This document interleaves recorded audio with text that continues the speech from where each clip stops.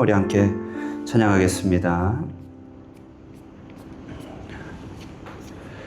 우리 함께 찬양하실 때 찬송가 받들어가겠습니다. 나의 죄를 씻기는 예수의 피밖에 없네. 함께 찬양합니다.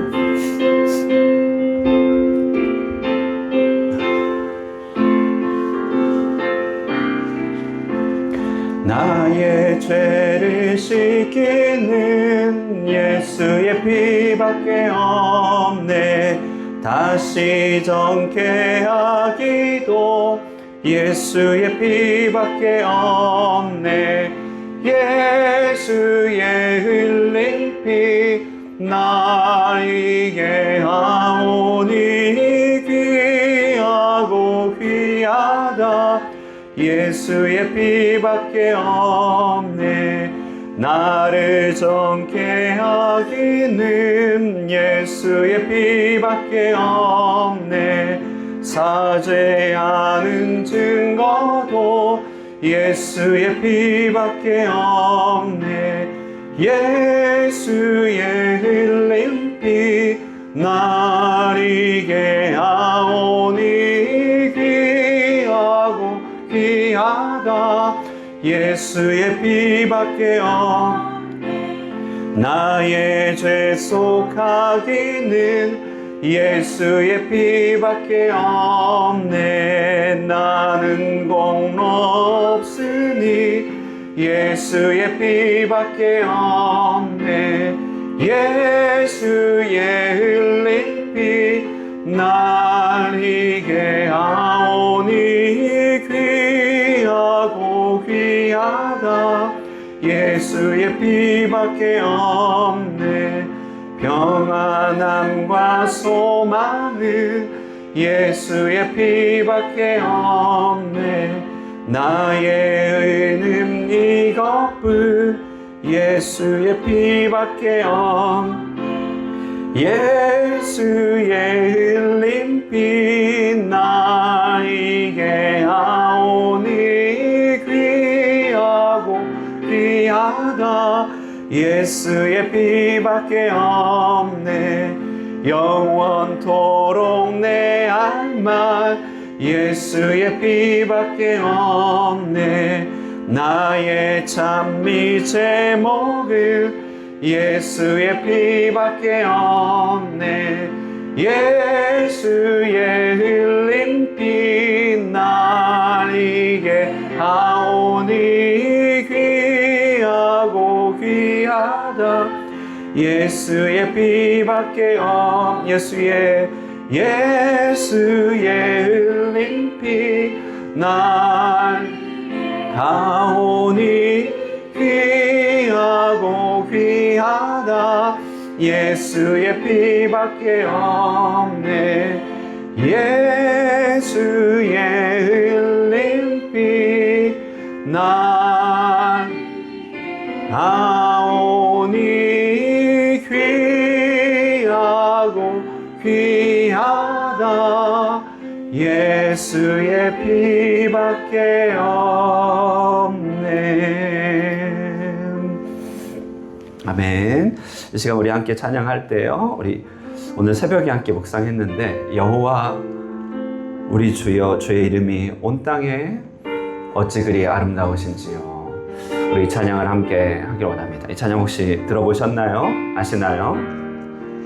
저는 1992년에 처음 들었습니다. 몇 년입니까? 30년도 더 된 찬양인데, 저도 이 덕유산 수련회 자락에 가서 덕유산 산자락에서 전국 중고청 대학 수련회 하는데 이 찬양이 울려 퍼지더라고요. 세상에 이런 아름다운 찬양이 있나. 그 아름다운 찬양이 이끌려 바라봤더니 가사는 더 멋진 것입니다. 우리 온 세상을 창조하신 하나님, 그 자연의 아름다움, 그것을 넘어선 하나님의 영광, 그리고 그 하나님이 당신의 형상으로 우리를 빚어주신 그 고귀한 축복들, 우리 이 시간에 함께 묵상하시면서 우리 찬양 함께 하기 원합니다. 여호와 우리 주여, 여호와 우리 주여, 주의 이름이 온 땅에 어찌 그리 아름다운지요.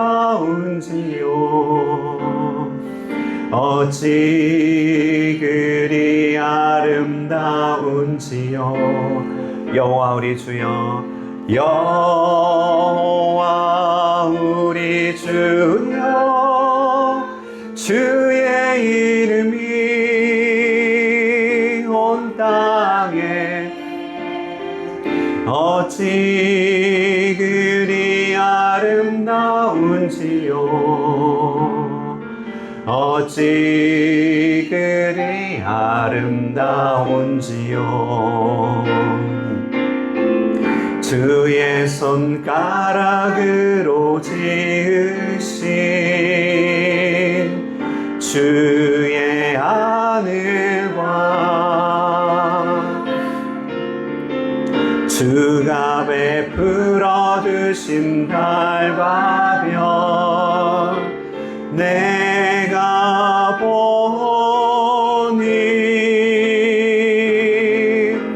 사람이 무엇이 관대 주께서 저를 생각하시며 인자가 무엇이 관대 저를 권고하시나이까. 여호와 우리 주여, 여호와 우리 주여, 주의 이름이 온 땅에 어찌 그리 아름다운지요. 어찌 그리 아름다운지요. 여호와 우리 주여, 주의 이름이 온 땅에 어찌 그리 아름다운지요. 어찌 그리 아름다운지요.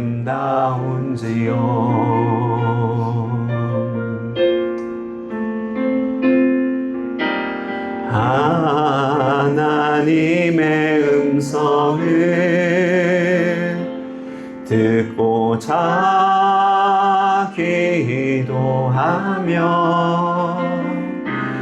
귀를 기울이시고 내 기도를 들어주신다네.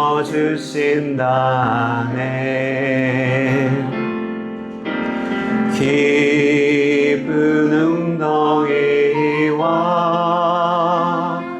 수렁에서 끌어주시고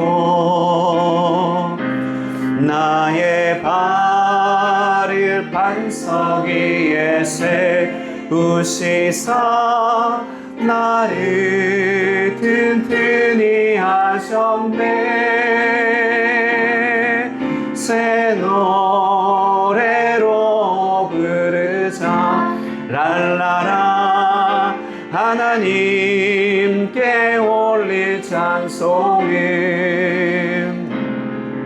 새 노래로 부르자.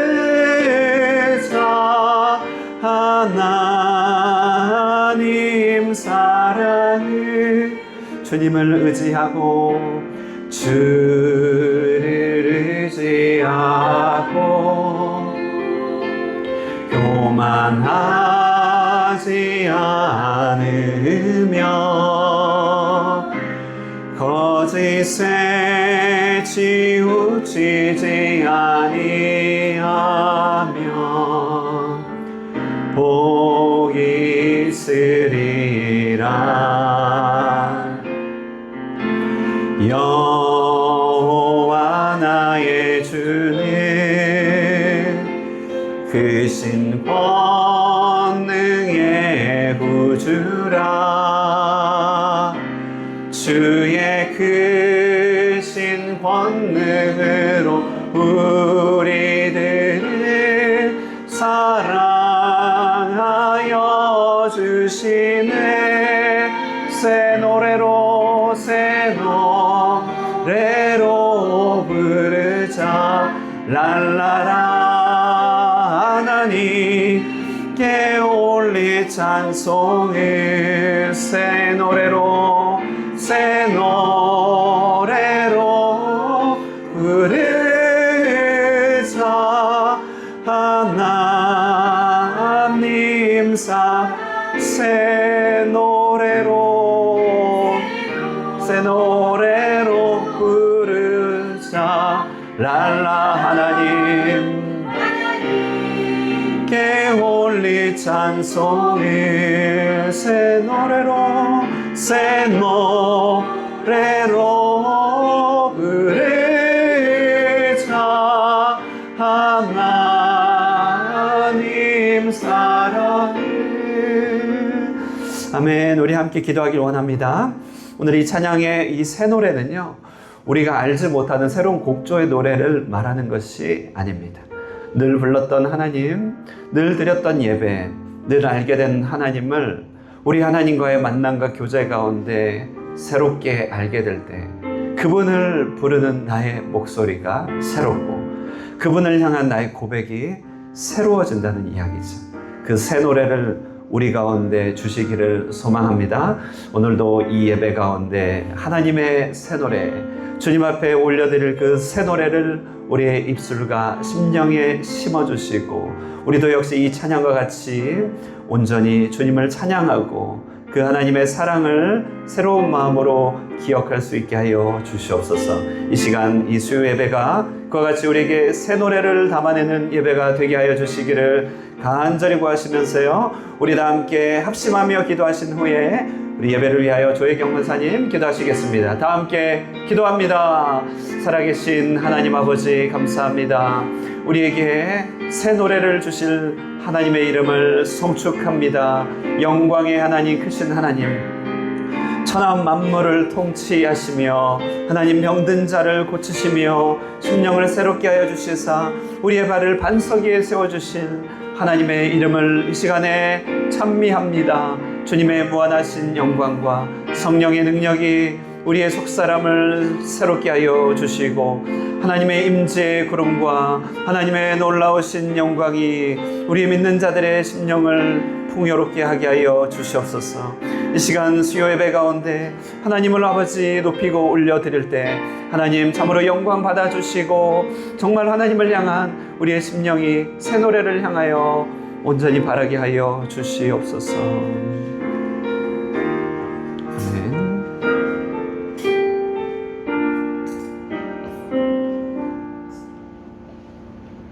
사랑하는 하나님, 한 주의 삶을 살아오는 동안에도 저희를 변함없이 사랑으로 붙들어 주시고 오늘도 수요일에 이 자리로 불러주시니 감사를 드립니다. 분주한 일상 속에서도 저희의 마음을 주님께 향하게 하시고 말씀과 기도를 통해 다시금 새 힘을 얻게 하시니 또한 감사를 드립니다. 이 시간 세상의 염려와 걱정을 내려놓고 오직 주님만을 바라보며 예배하게 하여 주옵소서. 하나님, 하나님, 저희는 세상 속에서 살아가며 믿음보다 염려를 앞세우고 감사보다 불평을 먼저 내놓을 때가 많았습니다. 주님의 뜻을 구하기보다 저희의 생각을 앞세웠던 연약함을 용서해 주시고 날마다 말씀 안에서 새로워지는 삶을 사랑하게 하여 주옵소서. 수요예배를 통해 배우는 하이델베르크 요리문답의 말씀을 우리의 지식에만 머무르지 않게 하시고 삶의 고백이 되게 하옵소서. 아멘. 살아도 죽어도 우리가 우리 자신의 것이 아니라 오직 예수 그리스도의 것이라는 진리를 마음 깊이 붙들게 하시고 아버지. 그 믿음이 어떤 상황에서도 흔들리지 않는 위로와 소망이 되게 하여 주옵소서. 아멘. 오늘 말씀을 전하시는 목사님께 성령의 충만함을 더하여 주시고 말씀을 듣는 저희 모두에게 깨달은 지혜와 순종하는 믿음을 허락하여 주옵소서. 아멘. 듣고 감동하는 데서 그치지 않고 삶으로 실천하는 제자가 되게 하여 주옵소서. 아멘. 우리 하늘꿈 교회를 더욱 말씀 위에 굳게 세워주시고 다음 세대가 믿음 안에서 자라가게 하시고 병상에 있는 성도들에게는 치유를, 낙심한 성도들에게는 위로를, 삶의 무거운 짐을 지고 있는 성도들에게는 새 힘과 평안함을 허락하여 주옵소서. 아멘. 오늘 드리는 예배를 통하여 하나님 홀로 영광 받아 주옵시고 예배를 마치고 돌아가는 발걸음마다 주님과 동행하는 한 주가 되게 하여 주옵소서. 아멘. 모든 말씀을 우리를 구원하시고 지금도 살아 역사하시는 예수 그리스도 이름으로 기도드립니다. 아멘.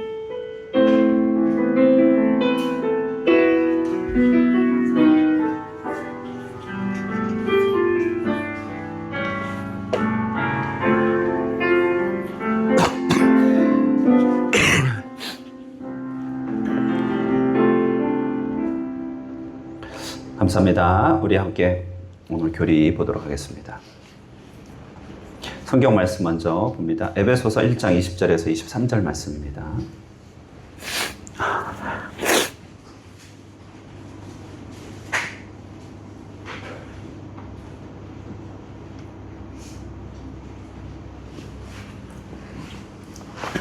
에베소서 1장 20절에서 23절 말씀.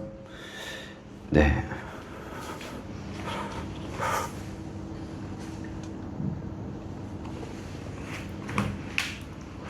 교독하겠습니다. 교독할게요. 그의 능력이 그리스도 안에서 역사하사 죽은 자들 가운데서 다시 살리시고 하늘에서 자기의 오른편에 앉히사 모든 통치와 권세와 능력과 주권과 이 세상뿐 아니라 온 세상에 일컫는 모든 이름 위에 뛰어나게 하시고 또 만물을 그의 발 아래에 복종하게 하시고 그를 만물 위의 교회의 머리로 삼으셨느니라. 교회는 그의 몸이니 만물 안에서 만물을 충만하게 하시는 이의 충만함이니라. 아멘. 누가복음 21장 28절 말씀도 읽도록 하겠습니다. 함께 읽겠습니다. 시작. 이런 일이 되기를 시작하거든 일어나 너희 속량이 가까웠느니라 하시더라. 데살로니가후서 1장 6절에서 7절 말씀도 읽겠습니다. 네, 같이 읽겠습니다. 시작. 너희로 환난을 받게 하는 자들에게는 환난으로 갚으시고 환난을 받는 너희에게는 우리와 함께 안식으로 갚으시는 것이 하나님의 공이시니 주 예수께서 함께 하늘로부터 불꽃 가운데 나타나실 때에 이것은 하나님의 말씀입니다. 아멘. 제2부 우리의 구속에 관하여 하이델베르크 교리문답 제18주 예수님의 높아지심 두 번째 우편에 계심과 다시 오심에 대해서 고백합니다. 우리 사도신경에 보시면은 하늘에 오르사 하나님 보좌 우편에 앉아 계시다가 저리로서 산자와 죽은 자를 심판하러 오십니다. 이 뜻이 무엇인지 함께 묻고 답합니다. 제 45문이 아닌데요. 45문 맞죠? 45. 계속 숫자가 바뀌어야 되는 제가 안 바꿨네요. 45문은 맞을 것입니다. 자, 문답에 집중하겠습니다. 자, 하나님 우편에 앉아 계시며 라는 말이 왜 덧붙여졌습니까? 그리스도는 거기에서 자신을 그의 교회의 머리로 나타내기 위해서 하늘에 오르셨으며 성부께서는 그를 통하여 만물을 다스리시니라. 우리의 머리 대신 그리스도의 이 영광은 우리에게 어떤 유익을 줍니까? 첫째, 그리스도는 상생으로 그의 주체인 우리에게 하늘의 은사를 부어주십니다. 둘째, 그는 그의 권능으로 우리를 모든 원수들로부터 보호하고 보존하십니다. 그 다음 질문이요. 그리스도께서 살아있는 자들과 죽은 자들을 심판하러 오실 것은 당신에게 어떠한 위로를 줍니까? 내가 어떠한 슬픔과 핍박을 당하더라도 전에 나를 대신하여 하나님의 심판대 앞에 서시사 내게 임한 모든 저주를 제거하신 바로 그분이 심판자로서 하늘로부터 오시기를 머리 들어 기다립니다. 그가 그의 모든 원수들 곧 나의 원수들을 영원한 멸망으로 형벌하실 것이며 나는 그의 택함을 받은 모든 사람들과 함께 하늘의 기쁨과 영광 가운데 그에게로 이끌어 드실 것입니다. 아멘. 문답을 계속 띄워주시고요. 오늘 제18주 예수님의 높아지심 두 번째 시간 함께 나누겠습니다. 수요일에 오신 여러분을 우리 환영하면서요. 서로 인사 나누겠습니다. 반갑습니다. 잘 오셨습니다. 인사 나누겠습니다. 시작. 반갑습니다. 잘 오셨습니다. 특별히 택함받아 온 인류 중에서 이렇게 택함받아 수요 예배에 앉으신 여러분들 전 세계 상위 0.00001%인 줄 믿습니다. 자, 오늘은 하나님의, 그러니까 예수 그리스도의 승천하심에 대해서 생각해 보게 됩니다. 승천은 지난주에 사실을 살펴봤는데, 승천을 고백할 때 사도신경에서 승천하시고 나서 보좌 우편에 계신다고 우리가 그 사도신경에 콕 집어서 얘기한단 말이죠. 그러면 이제 예수님에 대한 고백, 그는 누군가, 예수님은 누군가, 어떤 일을 하셨는가, 지금 뭐 하고 계시는가, 이 고백할 때 보좌 우편에 계신다는 이 고백을 꼭 해야만 하느냐라고 질문을 할 필요가 있겠죠. 도대체 그 고백이 내 삶에 무슨 상관이냐는 것입니다. 자, 우리는요, 보통 예수님이 과거에 십자가를 지셔서 내 죄값을 치르셨던 대속의 주님, 그래서 과거의 은혜를 이루신 주님에 대해서는 익숙합니다. 자, 그것에 대해서는 나눌 이야기도 있고, 뭐 때로 눈물도 흘리고 십자가 지신 예수님 바라보면서 그런 생각을 하죠. 그래서 이제 이 죽으심은 우리도 죽는 존재이기 때문에 감이 있단 말이에요. 그래서 이 이야기는 뭐 전하면 그렇게 어려운 얘기는 아니에요. 그런데 예수님의 높아지심부터는 우리가 경험한 일이 아니잖아요. 부활, 우리 경험한 거 아니죠. 승천, 이거 우리가 알지 못하죠. 그리고 하늘 보좌에 앉아 계심, 우리로서는 좀 경험해보지 못한 세계예요. 그래서 이 낮아지심에 대한 고백은 은혜도 받고 좀 와닿는 것이 있는데, 높아지심에 대한 고백은 흔히 말해 신앙적 상상력이 필요한 부분입니다. 영적 상상력이 필요해요. 그래서 이제 승귀하신다라고 하는 것을 통해서 우리도 주님과 같이 높아질 것이다. 이게 이제 지난주 얘기였는데, 이 보좌 우편에 계신다라고 하는 이 고백은 예수님이 현재, now, 그렇죠. Here and now, 지금 뭐 하느냐, 지금 뭐 하고 계시느냐에 대한 신앙 고백이에요. 그래서 내 죄를 사하셨다는 것에 대해서는 과거에 이루신 일이고, 지금 뭐 하느냐라고 할 때 그분은 지금 뭐 한다고요? 하나님 보좌 우편에 앉아 계십니다. 이렇게 얘기한다는 것입니다. 자, 그럼 예수님 지금 어디 계시나요? 물어보면, 다들 어린아이들한테 뭐 마음에 있다, 이게 뭐 그건 틀린 말은 아니죠. 근데 사실은 마음에 계신 예수님은, 정확하게 말하면 예수님은 내 마음에 계시진 않아요. 어디 계세요? 보좌 우편에 계세요. 그럼 내 마음엔 예수님이 없단 말입니까? 라고 할 때, 그 내 마음에 계신 예수님은 사실은 예수의 보내신 영인 성령이 계시는 거지. 성령이 계셔서 내가 예수님 있다고 말을 해도 되긴 하는데, 예수님은 지금 내 마음에 계시는 것이 아니라 보좌 우편에 계세요. 내 마음에는 성령으로 거하시고. 그래서 이게 좀 달라요. 그러면 이 보좌 우편에 계신다라고 하는 이 뜻이 무엇이냐라고 할 때, 지난주에 잠시 언급하였는데, 보좌 우편에 계신다고 하는 것은 장소 개념이 아니라 보좌 우편, 곧 권세의 개념입니다. 그가 통치자의 권한을 얻으셨다는 표현을 쓸 때, 이게 상징적으로 보좌 우편에 앉아 계신다라고 쓰는 것이에요. 이 영어로 치면은 예수님의 보좌 우편은 이제 왕으로 등극하신 얘기죠. 왕으로 주재하신다. 승천은 영어로 표현하면 이제 inauguration. inauguration. 이게 대관식 혹은 취임식, inauguration. 보좌 우편에 계시는 것은 지금 domination, 통치하신다. 지금 이제 업무를 수행하고 계신다는 그런 얘기입니다. 그래서 그 보좌 우편에 계신다는 것은 주님이 가지고 계신 권자와 통치권을 표현하는 표현법일 뿐이에요. 사도신경에 주님이 지금 권자에 앉아 계십니다. 막 이러면은 우리 성부 하나님과 권자를 다투는 것 같은 그런 표현이 나오기 때문에 보좌 우편이다, 그 하나님을 대리하는 통치자다, 뭐 대변자다, 이렇게 표현하고 있는 것이죠. 자, 그래서 이 헤델베르크 오신 분 보시면 뭐라고 되어 있나요? 네. 뭐라고 되어 있죠? 두 번째 줄, 저도 좀 보면서 얘기해야 되니까 좀 앞으로. 성부께서는 예수님을 통하여 통치하십니다. 이게 보좌 우편에 계신다는 거예요. 여러분이 멀리 계시니 제가 가까이 가겠습니다. 네. 보좌 우편에서 통치하신다는 거예요.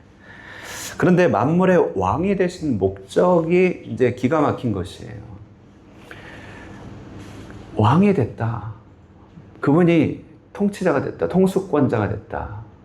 라고 할 때는 뭐 때문이냐라고 할 때 성경 전체를 통해서 말하기를 왕이 되신 목적은 자신을 그의 교회의 머리로 나타내기 위해 왕이 되셨다라고 말합니다. 자, 그래서 이 왕이 되셨다고 하는 것은 두 가지 통치가 있는데, 하나는 이제 교회사에서 권능의 통치라고 말합니다. 이 권능의 통치라고 말하는 것은 그분의 통치 영역이 제한이 없는 온 우주적인 것을 말합니다. 자연의 질서, 현재 세계의 정당 질서들, 여러 구조, 학교, 이런 여러 구조들을 그 위에 붙들고 계셔서 각각의 머리들을 붙들고 통치하고 계시는 권능의 통치자가 이제 보좌 우편에 계신다는 뜻이에요. 그러니까 이 고백에 의하면 지금도 이 베트남을 다스리는 분이 누구? 예수 그리스도다, 이렇게 얘기하는 것이죠. 우리 대한민국을 다스리는 분이 누구라고 할 때 예수 그리스도다. 그렇게 된, 이게 권능의 통치입니다. 지금 미국에 트럼프 우리가 복잡한 마음이 있겠지만, 기괴한 마음이 들죠. 근데 어쨌든 그 미국이라고 하는 나라의 어떤 주권과 이런 걸 통해서 전 세계를 다스리는 분, 모르긴 몰라도 예수 그리스도의 어떤 통치권이 이게 분명히 나타나고 있다. 이제 이게 권능의 통치예요. 지금 계속 이거 소개시켜 드리는데, 이 교회 머리로 설명하기 위해서 지금 얘기하는 거고, 교회의 머리가 되셔서 교회를 다스린다고 할 때 이것은 권능의 통치라고 하지 않고요. 이것은 은혜의 통치다, 이렇게 얘기합니다. 그래서 주님의 은혜의 통치가 나타나는 곳, 그것이 하나님 나라고 곧 이 땅의 하나님 나라의 어떤 모델이라고 할 수 있는 교회인 것이. 그래서 주님은 우리를 은혜로서 통치하여 교회의 머리가 되고 계십니다. 자, 그러면 권능의 통치자가 교회의 머리가 되시니 온 세상의 역사 혹은 삼라만상의 운행은 결국 어떤 목적을 향하여 운행되겠습니까? 교회라고 하는 목적을 향하여 운행되더라는 것이에요.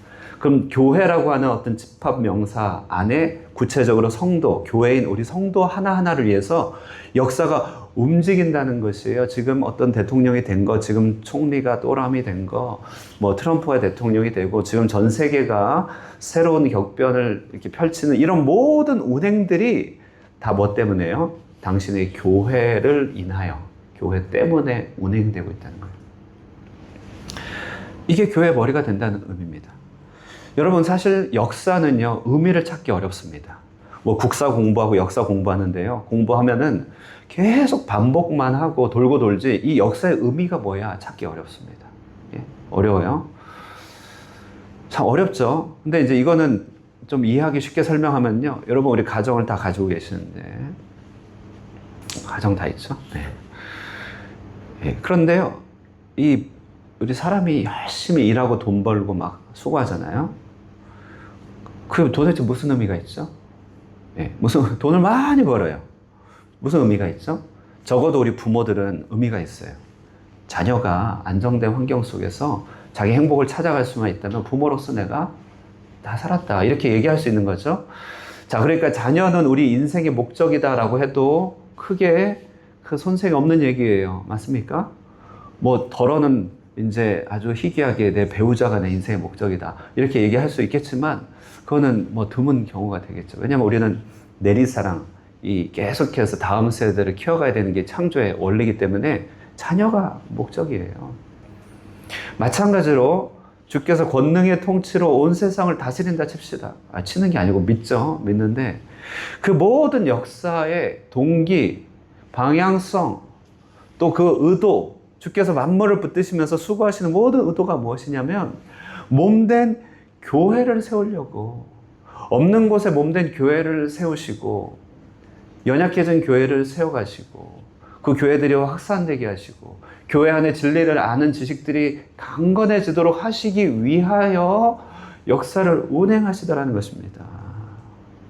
할렐루야. 따라오고 계시나요? 맞습니까? 구약이 그랬습니다. 구약에서요, 바벨론, 아수르, 애굽, 여러 제국의 이야기 나옵니다. 제가 화요일 날 성경 통독회 이사야 하는데 그 아수르 제국, 애굽 제국의 충돌을 다루고 있어요. 그러면 아수르는 자기 나라 잘 살라고 열심히 사는 나라예요.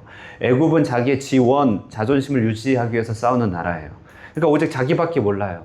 그래서 이 나라들 막 싸우는데 이 역사를 저 멀리서 성경을 통해서 보니까 이 모든 아수르 제국, 바벨론 제국, 이집트 제국 이 모든 이야기는요. 이스라엘이라고 하는 구약의 교회를 위하여 그것 때문에 일어나기도 하고 멸망하더라는 것이에요.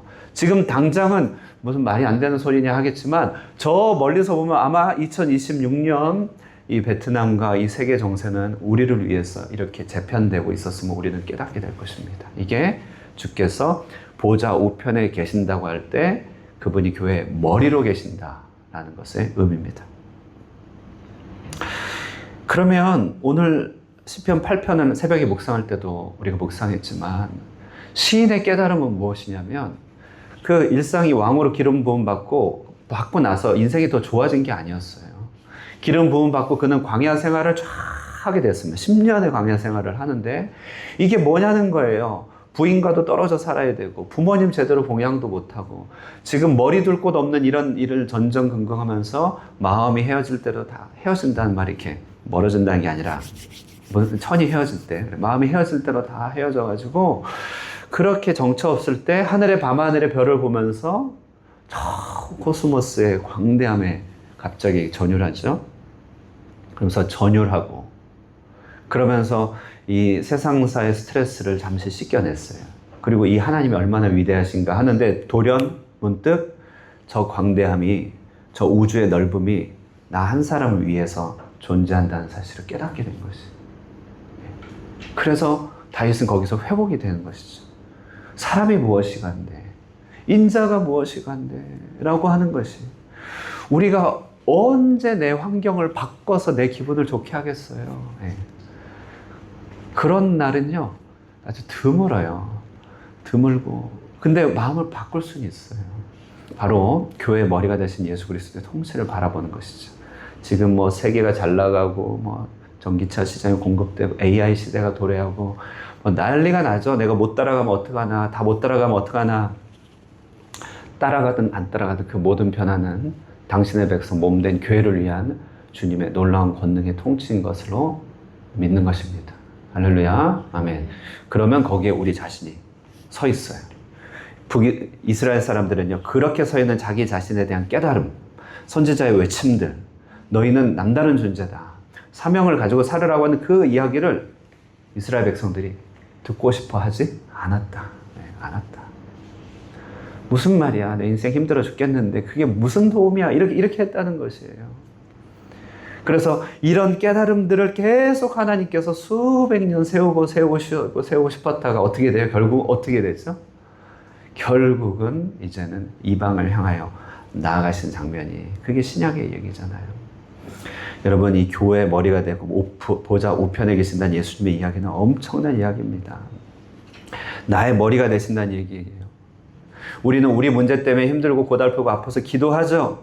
근데 그분이 우리의 머리가 되셔서 우리보다 먼저 느끼신다는 것이에요. 지금 내가 여기 아프면요 딱 손가락이 찔리잖아요. 이게 손가락이 찔리면 일단 반사신경으로 아야 하면서 피하긴 하는데 이건 내 몸 시스템의 전체 일부에 불과해요. 고통을 가장 많이 느끼는 곳은 어디죠? 뇌예요, 뇌. 뇌가 이 모든 걸 관장하고요. 뇌가 이 고통을 동시에 느끼고 필요한 것을 동시에 조치하는 것입니다.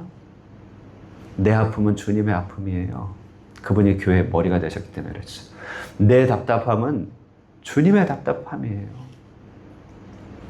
예. 이제 우리 목사님들 이렇게 모여서 교제하잖아요. 일전에 이제 그 감리교 목사님, 예. 감리교 목사님, 지금 이제 큰숲교회인데 그 목사님이 좀 설교를 하시는데 그런 설교를 하시더라고요. 어느 날 교회에서 이렇게 예배하고 설교하는데 이렇게 뭔가 사역도 어렵고 뭔가 답답하시고 힘드셨다는 거예요. 그래서 이제 예배를 드리는데 기도하는데 순간 그런 마음이 드셨대요. 노이라. 예, 진짜 그렇게 불렀는지 잘 모르겠는데 그랬을 것 같아요. 제가 허락도 없이 이번에 사례를 써갖고 그분을 만나거든 우리 목사님이 당신 얘기하던데 이렇게 말씀하지 않으시면 좋겠어요. 노이라. 너 혼자 그렇게 힘들어서 너 혼자 아픈 것 같으냐, 힘든 것 같으냐. 네가 힘든 것이 내가 힘든 것이다. 그렇게 얘기를 하는 거예요. 네가 힘든 것이 내가 힘든 것이다. 너가 답답한 것이 내가 답답한 것이다. 왜요? 그분은 우리의 머리고 우리의 브레인이기 때문에 그렇습니다. 자, 그래서요, 보좌 우편에 계신다는 것은 권능과 광채를 입으신 예수 그리스도의 크심을 얘기하면서 동시에 머리가 되신 주님이 우리를 자기의 지체로 삼으시고 우리가 운명 공동체가 되신다는 사실을 경험하게 하는 고백입니다. 예. 보좌 우편에 앉아 계시다가 얼마나 감사합니까? 그래서 보좌 우편에 지금 현재로서 계셔서 우리들의 머리가 되시고 우주 만물을 이끄셔서 우리의 구원과 우리의 완성을 위하여 지금도 일하고 계시고 그 완성을 위해 우리가 고달프고 애쓰듯이 당신도 역시 인내하시면서 애절하게 우리를 바라보시는 예수 그리스도를 바라보면서 오늘 하루도 감사함으로 그분께 영광 올려드리시고 주님과 동행하시는 저와 여러분 되시기를 주의 이름으로 축원드립니다. 아멘. 자, 그 다음 보시면요. 46문은 그러면 그분이 지금 현재로서 보좌 우편에 저 하늘에 계신다는 것은 우리한테 어떤 유익이 있습니까? 어떤 유익이 있죠? 첫 번째, 한번 읽어보겠습니다. 시작. 그리스도는 성신으로 그의 지체인 우리에게 하늘의 은사를 첫 번째는 은사를 부어주신다는 것이. 여기서 말하는 은사는 영어로 카리스마입니다. 아니, 영어로 아니고 그리스어로요. 영어로 하면은 기프트예요. 하나님의 선물입니다. 이 은사를 하늘에서 우리에게 부어주고 계십니다. 이 은사에 대해서는 성경에 많이 나오는데 이 은사로 말할 것 같으면요. 곧 하나님의 몸된 교회를 세우기에 하는 우리의 모든 내적인 능력을 말합니다. 이 은사요. 우리 중에 예수님을 믿고 이런 은사를 안 받은 사람이 전혀 없다. 꼭 기억해야 돼요. 그래서 은사를 얘기할 때마다 저는 반복해서 얘기하는 것은 탤런트, 재능과 기프트는 다릅니다. 은사는 다릅니다. 탤런트, 재능이라고 하는 것은요. 남다른 재능은 우리로 하여금 이 땅에서 먹고 살도록 하는 그런 창조에 속한 얘기예요. 그래서 재능이 있기 때문에 직장 생활하고 그 재능 때문에 나의 몸값이 생겨나는 것이에요. 그래서 그 탤런트는 우리가 다 천차만별이에요. 그런데 이 기프트, 몸된 교회 지체가 되어서 은사를 받는 것은 한 명도 빠지지 않고 다 주셨다는 것이에요. 모르긴 몰라도 어떤 방식으로도 주셨습니다. 그 은사를 통해서 뭐 하도록요? 교회를 연결하고 접합하고 풍요롭게 하고 세우고 그리스도를 닮게 하고 잘만 발휘돼서 순기능을 하고 역기능만 하지 않는다면 이 은사가 다 발휘돼서 유기적으로 하나가 되도록 하는 것입니다. 다 이 은사가 있어요. 그래서 여러분이 이렇게 능력 있는 교회, 뭐 사명을 감당하는 교회, 뭐 한 시대에 위대하게 쓰임받은 교회 그 성도들이 우리와 다를 게 뭐가 있겠어요? 그죠? 예수님께서 제자들을 부르셔서 첫 번째 사도 그룹을 만들 때 그들과 우리가 다를 게 뭐가 있겠습니까? 심지어는요, 그 당시는요, 우리보다 훨씬 못한 시대였습니다. 교육도 덜 받은 시대였습니다. 그들이 우리보다 못한 게, 잘난 게 별로 없었어요. 그러면 어떻게 로마 시대를 뚫고 한 세대를 접수하고 그렇게 할 수 있었느냐는 것은 그들의 이 은사가 잘 발휘가 되고 순기능을 했기 때문에 그렇죠. 믿었기 때문에 그래요. 내가 은사를 입었음을. 주님은 위에 계셔서 하늘에 계신 것을 계속 한 방울 한 방울씩 내려주십니다. 주님의 이 하늘의 한 방울이 얼마나 고귀하고 값진 것인지를 놀랍게 고백한 여인이 수로보니게 여인이잖아요. 주님, 내 주인의 상에서 떨어지는 부스러기만으로도 나는 족하나이다. 이것은 구걸하듯이 그냥 그 부스러기라도 먹겠습니다. 이게 아니에요. 주인의 상에서 떨어지는 은혜는 부스러기라 할지라도 이 땅에서는 넘치도록 충만하다는 것을 고백하는 거예요. 그때 예수님께서 그 여인에게 뭐라고 말합니까? 여인아, 네 믿음이 너를 구원하였다. 네 딸이 나을 것이다. 이렇게 얘기했어요. 그 믿음이 우리를 구원한다고 할 때 주님이 물론 구원하시지만 이런 믿음인 것이에요. 이런 믿음. 주님이 주셨다. 은사를 지금도 흘려보내고 계신다. 나에게는 뭔가 모종의 뭐가 있어. 그래서 그것을 찾아내고 발휘해보고 그것이 일하는 것들을 한번 살펴보고 그것을 통하여서 하나님께서 나와 동행하고 계심을 깨닫는 것이죠. 여러분, 그런 여러분의 특장점을 아시나요? 교회 안에서 교회를 세우시는 여러분만의 은사가 있다는 것을 분별하고 계시나요? 교회 생활 몇 년 하셨죠? 예, 경력직이시잖아요, 그죠? 예, 10년 이상의 경력직 아니신가요? 그러면 내가 교회 안에서 주님의 몸된 교회에서 어떤 식으로 발휘가 되는지는 좀 아셔야 돼요. 그래서 그거를 잘 살리면 돼요. 내가 못하는 거 굳이 막 하기보다 그거 잘 살리면 돼요. 근데 그게 나타나도 우리 마음은 희한해요. 안 받아들이려고 그래요. 왜 그럴까? 왜 그럴까? 주님께서 주셨고 그게 발휘되고 그건 너에게 준 선물이래야 이렇게 조금씩 보여주는데도요, 그것을 받으면 꼭 목사 되고 선교사로 부름 받은 그런 걱정이 있으신지 안 받으려고 하시는 경우가 있어요. 있습니다. 있어요. 주변에서 좀 말해주세요. 당신에게 이런 은사가 있는 것 같아 하면 어떻게 하면 좋아요? 어떻게 대답해야 되죠? 우리 말을 부디 똥막대기처럼 안 하기를 바랍니다. 네. 정말 우리 교회 안에 똥막대기가 없어지면 좋겠어요. 너에게 이런 은사가 있어. 그럼 어떻게 해야 돼요? 그래? 고마워. 나도 몰랐는데 한번 해볼게. 그러면 되는 거잖아요. 근데 어떻게 해? 똥막대기들은 어떻게 하죠? 아니야, 말하지 마라. 어디 써먹으려고 그러지 마. 예, 이렇게 하지 않으시면 좋겠어요. 내 은사는 무엇일까? 저도 많이 생각해 봤습니다. 예, 그런데 저는 진짜 목회 자신이 없었습니다. 근데 지금은 이제 그런 생각 아예 안 하는데요. 왜냐면 이제 한 교회를 맡은 목사로서 자신 없다고 말하면 안 되잖아요. 그죠? 나는 가장 좋은 교회를 목회하고 있는 최고의 특권이다. 저는 그렇게 누리고 있습니다. 그런데 이제 은사를 스스로 발견할 때가 언제였냐면 제가 교육부서를 감당할 때요. 초등부, 중고등부 이렇게 좀 했었어요. 교육부서. 전 담임이 빨리 돼서 부교육자 할 시절은 많이 없었지만 그래도 한 4년, 3년 막 이런 식으로 좀 4년, 3년 몇 개 했는데 제가 초등부를 할 땐 제가 초등학교 아이들을 휘어잡는 건 아니었어요. 제 스타일도 그런 스타일하면 애들이 좀 썰렁해하고 좀 힘들어했어요. 그런데 어떤 일이 생겼냐면 제가 이렇게 부서를 맡으면 그 부서는 교사진들이 그렇게 두터워지고 튼튼해지더라고요. 예, 1년, 2년, 3년, 4년 가면 교사진들이 잘 이렇게 튼튼해지고 두터워지고 교사들이요 이렇게 아이들을 잘 섬기는 좋은 풀이 되더라고요. 그래서 그냥 그러려니 했어요. 그래서 중고등부를 했는데 중고등부 자신이 없었습니다. 왜냐면 중등부, 고등부도 아니고 중등부를 했는데 제가 감당해야 되는 애가 중학교 2학년 애들이었어요. 그때 어떤 얘기가 있었어요?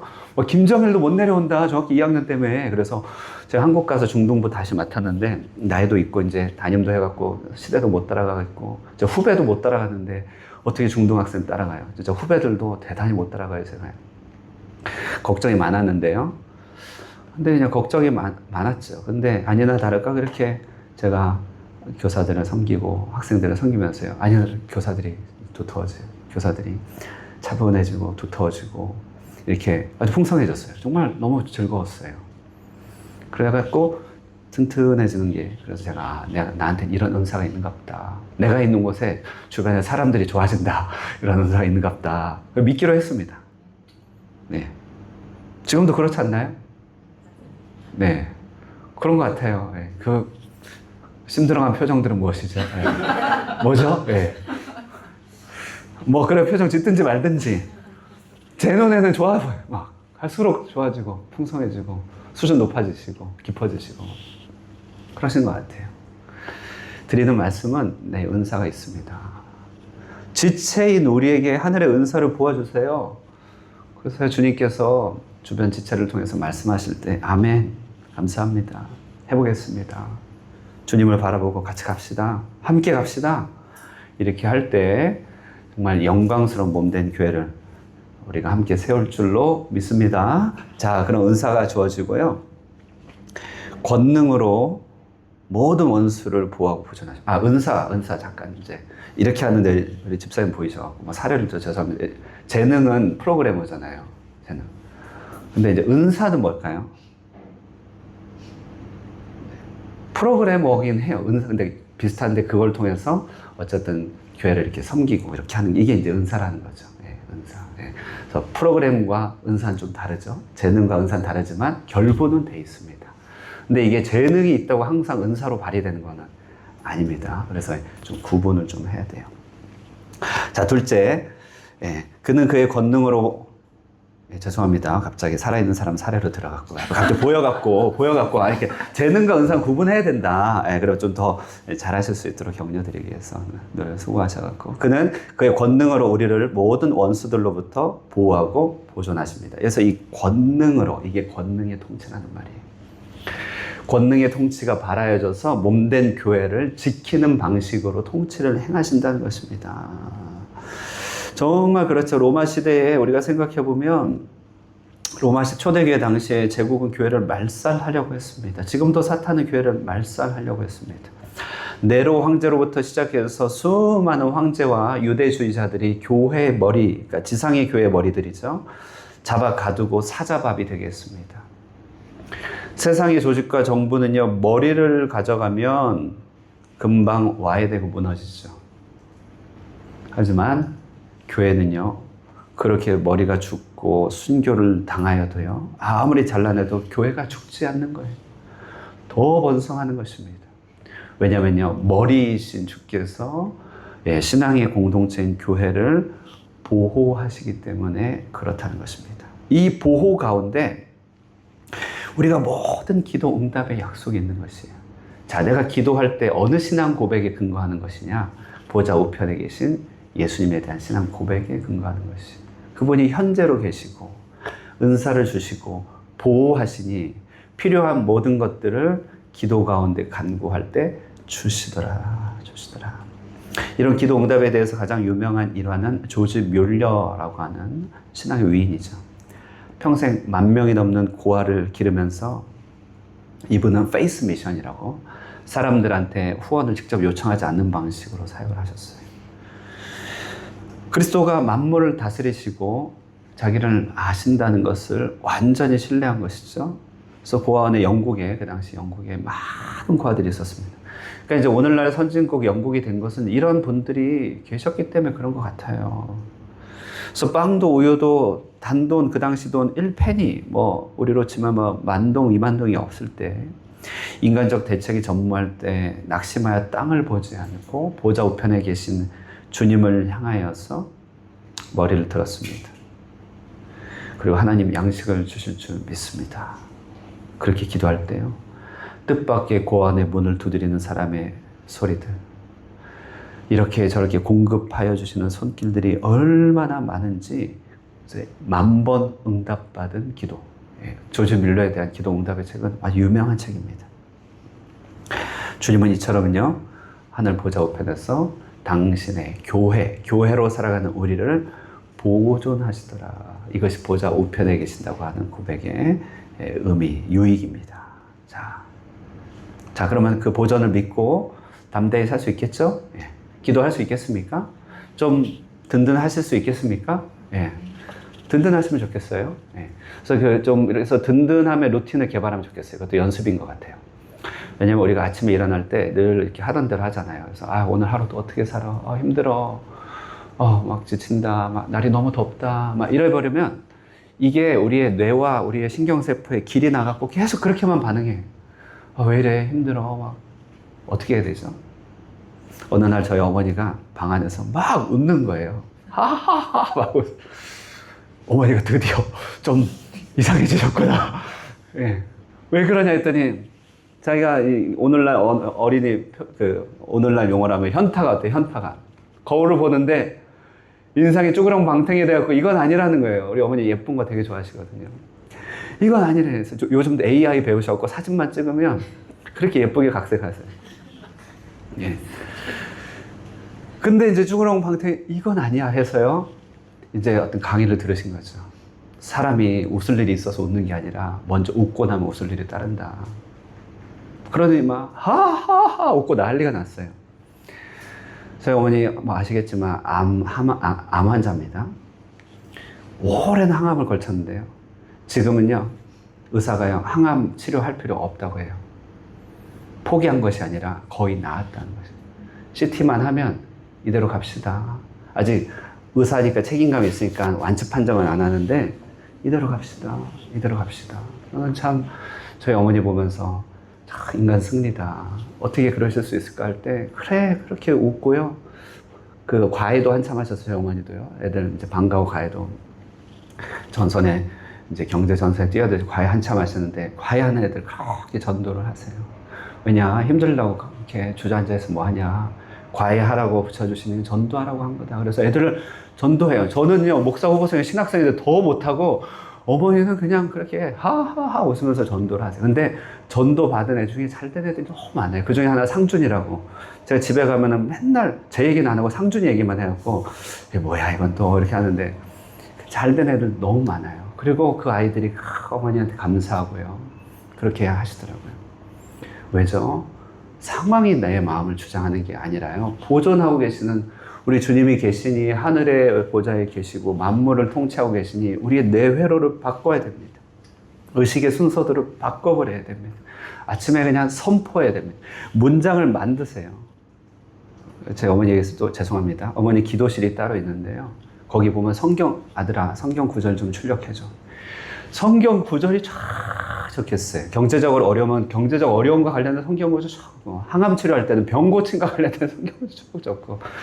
그래서 이제 지금도 가면요, 어머니 가셔서 기도를 하세요. 기도방에서 기도하고 나오세요. 생각해 보면 그 기도가 이렇게 힘이 되는 거죠. 제가 목회하고 뭘 해도 어머니 저하고 어머니 막 살가운 스타일은 아닙니다. 막 아들 화이팅 이런 스타일 아니에요. 어쩌다 한번 전화하고 막 그래도 기도하고 있다는 걸 잘 알아요. 예. 그 자리가 있어서 제가 아주 든든한 것 같아요. 그러니 여러분 좀 개발해야 돼요. 루틴도 개발하시고. 싸움입니다. 싸움. 주님이 위에 계시니 우리는 밑에서 싸워야죠. 모세가 하늘에 손을 들고 있으면 여호수아는 싸운 것이잖아요. 주님이 보좌 우편에 계시니 우리는 싸울 수 있고 이길 수 있다. 그래서 싸우셔서 우리 마음의 기쁨을 간직하시고 새 노래로 주님을 찬양하시고 분명히 신뢰하셔서 이 땅 가운데 승리하신 여러분 되시기를 주님의 이름으로 축원드립니다. 자, 그러면 이제 마지막인데요. 그러면 이제 위에만 계시다가 끝나는 게 아니라 다시 오신다는 거예요. 살아있는 자들과 죽은 자를 심판하러 오신다는 이제 무시무시한 신앙 고백을 해요. 하이델베르그 현자들은요, 얼마나 고마운 분들인데요. 우리 마음이 산란되지 않도록 아예 질문 자체를 위로로 끝내요. 주님의 내려오심은 그 내려오심도 심판도 우리에게 위로다라는 전제를 가지고 생각해라 이렇게 얘기하는 것이에요. 잘 연결해 놓은 거죠. 생각의 얼개를 잘 연결해서 막 튀지 않도록 하는 것이죠. 왜 위로가 됩니까? 보세요. 어떤 내용이 있습니까? 왜 위로가 되죠? 사람들에게 심판은 공포입니다. 모르긴 몰라도 아마 되게 두려워할 거예요. 종말을 두려워하고 전쟁을 두려워하고 죽음을 두려워할 것이에요. 그런데 이 교리문답은 세상에서 가장 아름다운 고백을 그 두려움의 순간에 우리는 역설적 고백을 하겠는데 나는 머리를 들어 그 심판을 기다린다고 하고 있어요. 나오나요? 심판절은 하늘로부터 오시기를 머리를 들어 기다립니다. 새들이 고개를 쫙 빼놓고 어미 새를 기다리듯이 머리를 들고 기다린대요. 왜 그날을 기다릴 수가 있죠? 기다려지나요? 라고 할 때 심판의 정체가 나오는데 그 심판주는 누굽니까? 심판주는 우리에게 있어서는 낯선 이가 아니에요. 이 심판주는 우리에게 낯선 재판장이 어느 날 갑자기 와서 심판 딱 하는 이런 길거리 공항 같은 자가 아니에요. 일로 와 하면은 철렁하죠. 얼마짜린가? 500만 동짜린가? 낯선 경찰이 와서 이렇게 심판하는 게 아니라 그분은 우리하고 익숙한 분이에요. 어떤 분이에요? 전에 나를 대신하여 하나님의 심판대 앞에 서셔서 내게 임한 모든 저주를 제거하신 바로 그분이라는 거예요. 전에. 그 심판자는 내가 아는 분이에요. 나 대신 죽으신 분이에요. 그분은 나예요, 나. 그리고 내가 그예요. 바로 그분이 목숨을 버리신 그 변호자요. 대속자가 총 판사가 되어서 그래서 다시 내려오니 나는 그분에 대해서 재판으로 상관할 것이 없다. 그분은 나를 이제 오실 때 세상을 심판하는 목격자와 증인과 배석인과 방청객으로 두면서 오시는 것이에요. 그래서 얘기하고 있습니다. 그가 이제 심판으로 오실 때 우리는 그분의 오심을 기다리는 거예요. 나 대신 죽으신 내 신랑이니까 나는 기다리는 것이고, 결혼식 날은 손꼽아 기다렸는데 그날이 다가오면 이거 좀 모르겠다, 파토내야겠다, 이게 아니죠. 네. 손꼽아 기다렸고 기다리는 거예요. 그러면은 그날이 되면 어떤 일이 펼쳐지는가? 심판주가 심판하셔서 모든 원수, 나의 원수를 멸망으로 형벌할 것이다. 이것을 뭐냐면 신원하신다는 것입니다. 이 땅에서요, 하나님께서 아무리 위로해도 억울한 것 있다는 것이에요. 살다 보면 억울한 건 많습니다. 그래서 우리가 말을 할 때요, 어떤 건 말을 하지만 어떤 건 말 못할 일도 있어요. 그죠? 어떨 땐 진짜 좀 무덤까지 가져갈 일들도 있어요. 안 그렇겠어요? 우리는 이 땅에 살면서 죄악된 세상 속에서 신앙을 가지고 살면서 나도 죄에 참여하여 고개를 못 들겠지만 우리 심판주이신 그가 나 대신 돌아가셨고, 그 일에 대해서 내가 관여할 것이 없는 그런 무혐의자가 되었고, 내가 받을 마귀와 죽음과 원수들과 이 세상에 내가 당하여서 빼앗겼던 것들, 세상에서 보상받지 못했던 것들, 억울한 것들, 그래서 우리의 흘린 피가 땅에서 피값으로 호소할 때 이 땅에서는 다 보상받지 못하지만 주님 다시 오시면 그것을 완벽하게 판결하셔서 무엇을 이루세요? 신원하신다. 공의를 이루시고 위로해 주신다는 것입니다. 그래서 이 심판은 우리가 기다리는 날이에요. 심판이 위로가 되나요? 그러면요? 예. 정말 목사발을 만들 하나님의, 그죠? 정말 이 여러 가지 꼬이고 얽혀갖고 내가 다 설명을 못하겠고, 미치겠네. 그냥 넘어가자. 라고 하는 것들에 대해 주님이 명명백백하게 다 드러내시고, 나의 죄와 수치에 대해서는 가려주시고, 그죠? 이 땅의 악에 대해서는 그 악을 처벌하실 것이다. 자, 그러면은 이 악을 처벌하는 이 장면은 피가 튑니까? 안 튑니까? 피가 튀죠. 근데 그 피는 어떤 피죠? 신원의 피. 하나님께서 원수를 갚아주는 피. 그래서 피가 튀는데 그것이 나한테 무서움이 아니고 공의로운 판결이다. 아직도 이게 이제 인도주의적 마음으로 그래도 불쌍하다 막 이런 마음이 드실 수 있어요. 그죠? 근데 이제 우리 요즘은 우리 사형 우리 안 내리지만 뭐 미국이라든지 뭐 옛날에 사형을 할 때 꼭 누가 사형의 장면을 구경합니까? 피해자죠, 피해자. 피해자 가야 됩니까? 안 가야 됩니까? 가야죠. 그래서 이제 그 사람의 영혼은 하나님과 관계하여 혹 구원을 받고 영혼 구원을 위해서 기도해 준다 하더라도 그가 이 땅에서 범한 형법에 문제가 있잖아요. 그것은 죄값을 치러야 되잖아요.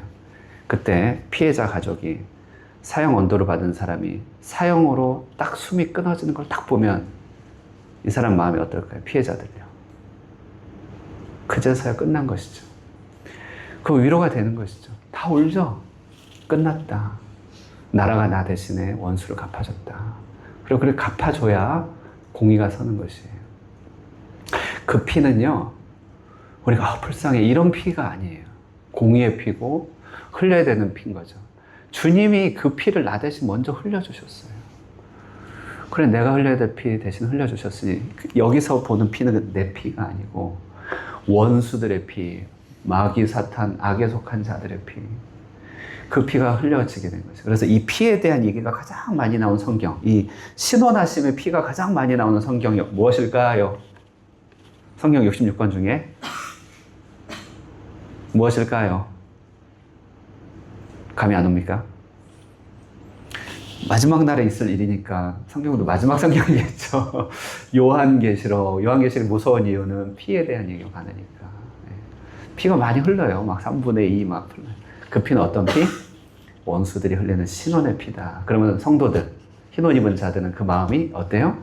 위로가 있고 신원함이 있고 공의가 이루어졌다고 하나님을 찬양하게 되는 게 요한계시록입니다. 그 그날 우리 주님께서 다시 오면 맨 마지막 읽겠습니다. 시작. 나는 그의 택함을 받은 모든 사람들과 함께 하늘의 기쁨과 영광 가운데 그에게로 이끌어 들으실 것입니다. 승천을 우리에게 예고편으로 보여주신 대로 우리도 그대로 올림받게 될 것입니다. 완성이 될 것입니다. 회복이 될 것입니다. 보충이 될 것입니다. 그래서 그날에 다 이루어지는 것이에요. 이날 우리가 다 이루겠다고, 다 얻겠다고, 다 만회하겠다고 노력하지 마세요. 그런 일은 없는 것이고 헛된 수고가 될 것이에요. 그 모든 빈 공간은 무엇으로 채워요? 믿음으로. 이 믿음으로란 말은 내 눈물과 성령으로 하나님으로 채워가는 것입니다. 그렇게 될 때 우리는요 놀라운 작품이 되어 있습니다. 자, 오늘 보좌 우편에 현재적으로 계신 것 강력하죠? 보좌 우편에 계신 것은 권능의 통치로 세상을 통치하시는 것입니다. 근데 그 통치의 목적과 의도, 의미, 미닝이 무엇입니까? 몸된 교회를 위하여 머리가 되신, 그래서 그 머리가 되시사 그의 몸인 교회를 위하여 운행하십니다. 버릴 것 없습니다. 그럼 나는 그 안에서 이제 주님의 돌보심을 받고 은사를 공급받으면서 삽니다. 주 안에 있는 나에게 딴 근심이 있겠습니까? 없습니다. 우리는 이제부터 기쁨의 루틴을 개발해야 됩니다. 아침부터 일어나셔서 어떻게 기뻐하시고 끝날 때 어떻게 기쁨으로 마무리할 것인지 여러분만의 노하우를 방학숙제 일주일도 한번 해보시고 간증해 주세요. 할 수 있겠습니까? 하세요. 한번 해보세요. 꼭 해보세요. 여러분만의 노하우. 난 이렇게 기뻐하였다.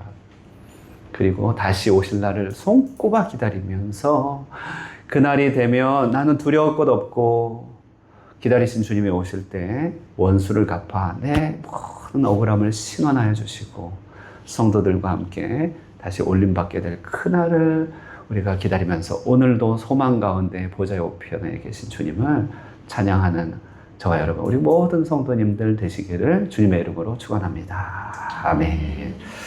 우리 함께 찬양할까요? 오늘의 찬양은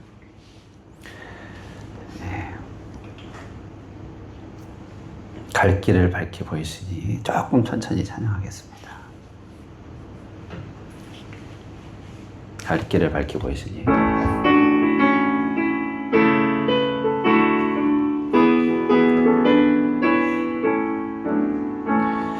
갈 길을 밝히 보이시니 주 앞에 빨리 나갑시다. 우리를 찾는 구주 예수 곧 오라시네. 죄악 벗은 우리 영혼은 기뻐 뛰며 주를 보겠네. 하늘에 계신 주 예수를 영원히 섬기리. 우리를 오라 하시는 말 기쁘게 듣고 즐겨하세. 구주를 믿기 지체 말고 속속히 나가세. 죄악 벗은 우리 영혼은 기뻐 뛰며 주를 보겠네. 하늘에 계신 주 예수를 영원히 섬기리. 주 오늘 여기 계시오니 다 와서 주의 말씀 듣세. 듣기도 하고 생각하니 잠이 치시로다. 죄악 벗은 우리 영혼은 기뻐 뛰며 주를 보겠네. 하늘에 계신 주 예수를 우리 마지막 절 주 오늘 여기 계시오니 주 오늘 여기 계시오니 다 와서 주의 말씀 듣세. 듣기도 하고 생각하니 잠이 치시로다. 할렐루야. 죄악 벗은 우리 영혼은 기뻐 뛰며 주를 보겠네. 하늘에 계신 주 예수를 영원 죄악 벗은 우리 영혼을 죄악 벗은 우리 영혼을 기뻐 뛰며 주를 보겠네. 하늘에 계신 주 예수를 영원히 섬기리. 아멘. 축도로 마치겠습니다. 여호와는 내게 복을 주시고 너를 지키시기를 원하며 여호와는 그의 얼굴을 내게 비추사 은혜 베푸시기를 원하며 여호와는 그 얼굴을 내게로 향하여 드사 평강 주시기를 원하노라. 아멘.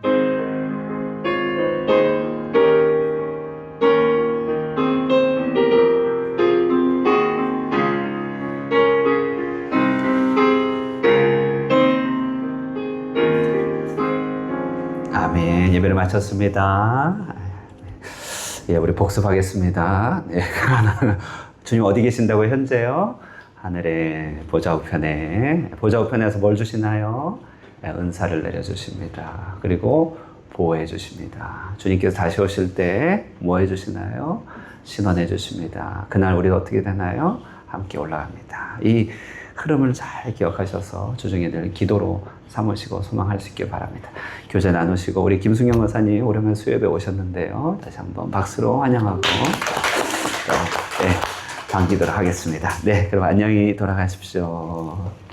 오늘 저녁 예배 없습니다. 주변에 혹시 오신다는 분들 계시면 그냥 오셔서 기도하고 가시라고 하시면 되겠습니다.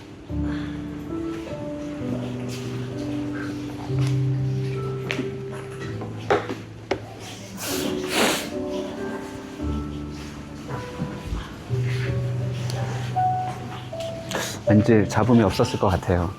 아까 전에 잠깐 들어봤는데 네. 잘 오셨습니다. 알람이 안 돼가지고. 아, 네네. 네네.